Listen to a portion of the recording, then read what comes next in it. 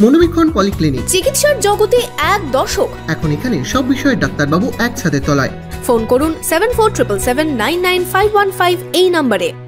শক্তিপুরে বজ্রাঘাতে মৃত্যু এক যুবকের। জানা যায় এলাকার কয়েকজন যুবক মাঠের মধ্যে জমা জলে মাছ ধরতে গিয়েছিল। সেই সময় শুরু হয় বজ্রবিদ্যুৎ সহ বৃষ্টি। বজ্রপাতে মৃত্যু হয় ওই যুবকের। আপনার আনন্দে আমাদের উদযাপন।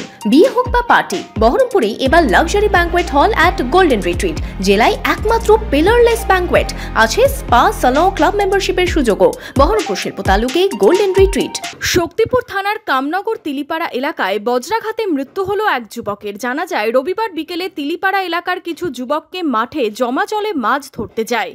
শুরু হয় বৃষ্টি। তখনই বজ্রাঘাতে গুরুতর আহত হয় বিরোচন নন্দী নামে এক যুবক। তাকে উদ্ধার করে শক্তিপুর প্রাথমিক স্বাস্থ্য কেন্দ্রে নিয়ে যাওয়া হলে চিকিৎসকেরা মৃত বলে ঘোষণা করেন। এই ঘটনায় শোকের ছায়া নেমে এসেছে এলাকা জুড়ে।